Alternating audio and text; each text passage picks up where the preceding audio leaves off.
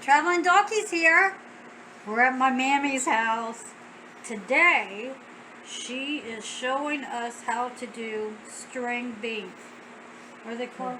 They're called, old timers call them leather birches. Why, I don't know. Leather birches. Isn't that cute? But they are shuck beans. If you're leather trim, you be a leather birch too. Go ahead, Mom. Shuck beans are dried beans, but old timers called them leather birches. When I was a little girl, this is something that we did a lot because, of course, my mom did a lot of canning too, but she did a lot of drying stuff because that was another way of preserving food for the winter. And we had, we had a good sized gardens. We put out huge gardens because there was a lot of us kids and 7 boys. Back in them days, everybody had huge families. I guess birth control pill hadn't been invented yet. And put it bluntly, you just didn't say no to some of them old redneck men. So,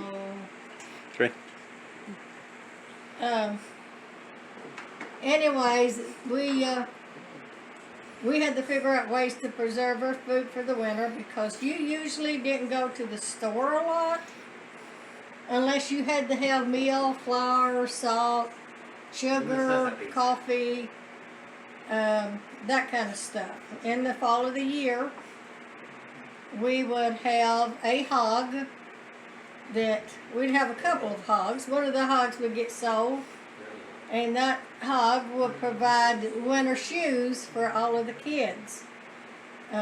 Like we had my favorite was a pair of little red boots. There was little rubber boots that you wore over top of your other boots. And they would keep your feet dry, and where we lived at, you had to walk through a lot of creek. Now I say creek, and I know a lot of people calls it a creek. Well, a creek is something you wake up with and you sleep the wrong way. So I call it a creek. And you had to have something to keep your feet dry. Tell them where you're from, Mom.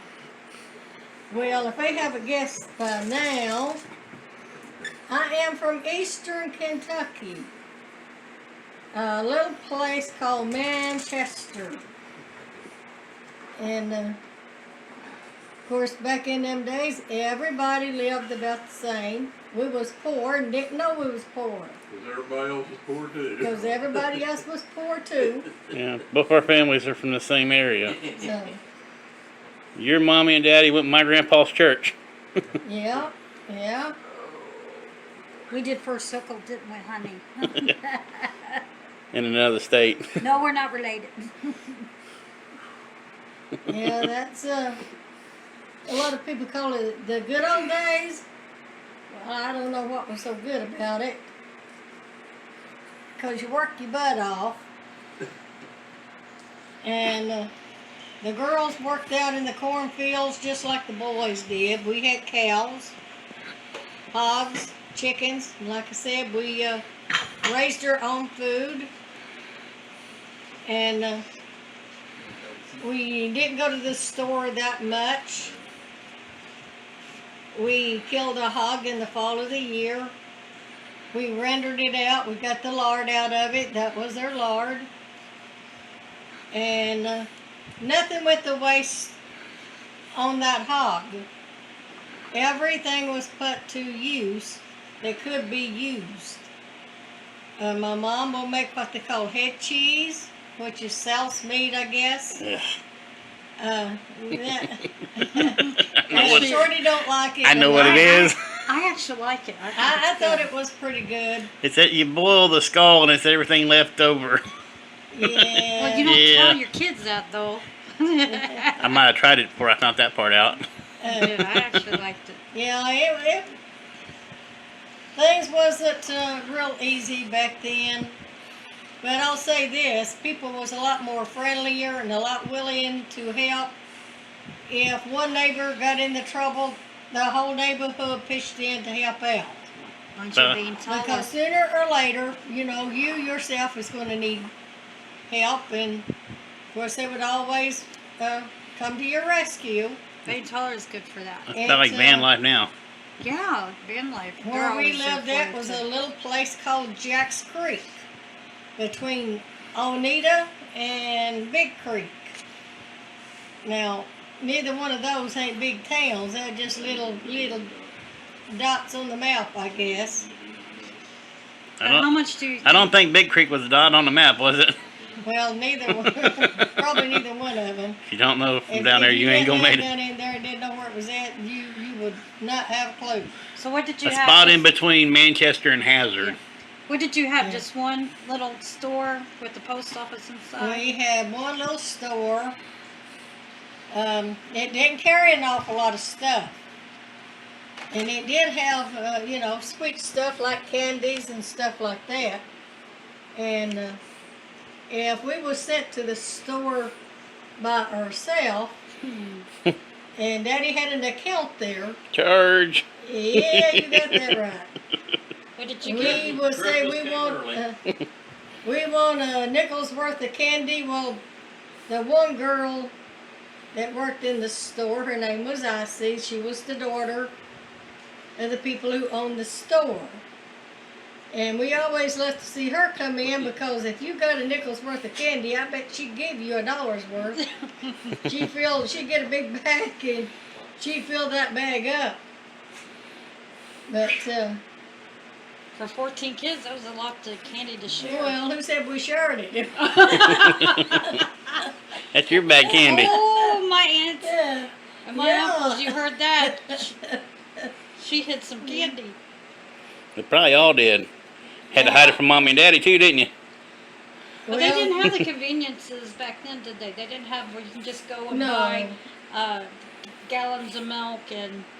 Well, most people where I grew up, we did not have refrigeration. We didn't have electricity. Unlike us We didn't now. have electricity until we were grown. Now, you know the guy blowers that sometimes you see holding a pole up? Well, when they first put electricity in, our schoolyard had a pole and had that guy blower on it. All of the kids were scared to death to go over there and touch that pole or that guy blower, because they thought it was going to electrocute them. Well, I had to be the idiot to go try it. What happened? So I go over and I grab a None. hold of it and pretend, all of the other kids are standing there. Oh my gosh, she's dying! She's dying! Oh, you are something And else, then- Mom. Then I let loose and started laughing, and that didn't make those kids too happy, because they seriously thought that I'd been executed. But after that, nobody was afraid to go over and touch the guy blower. Now, what happened? I remember you told me a story about you got electric when you was about 16. Yeah, I was a clean freak. Everything had to be clean, scrubbed down. I mean, it had to be neat and clean, Including the plug-ins. including the plug. What happened, Including Mom? the plug-ins of the outlets. I was a cleaning man. I was a scrubbing right away on that.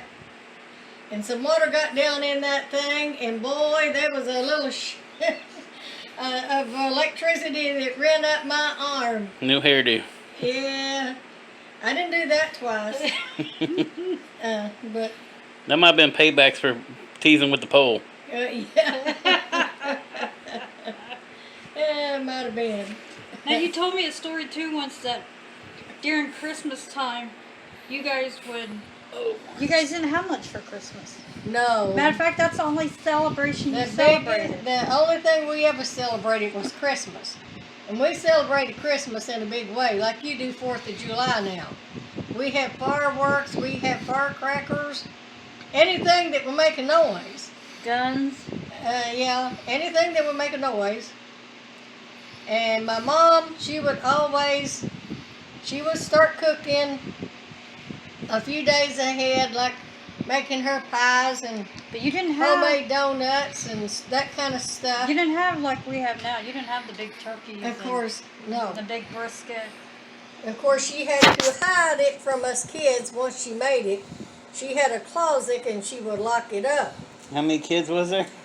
14. There wouldn't been no dinner left. Yeah, and well, you know, we didn't get that much stuff just ever so often, like Christmas. And Christmas was a big deal because we would put our stocking up around the fireplace, and sometimes we would have something, a little toy or something in it, but most of the time my dad would go and he would order a case of apples, big bunches of nuts, candy. My mom's favorite was Hershey's bar and a little chocolate cream drops. She loved those things. But she would buy bananas and oranges and apples, and they put them in that little closet, locked it up, and there was a little hole just big enough for me to stick my arm through and reach in there and grab a bunch of bananas out. And Aunt Lorna Mae, your sister, would steal a coconut, wouldn't she? Yeah, we ran behind the old couch to eat that banana, and we throw the peeling in the fire so there wouldn't be no evidence. Oh, that was the best bananas we ever ate.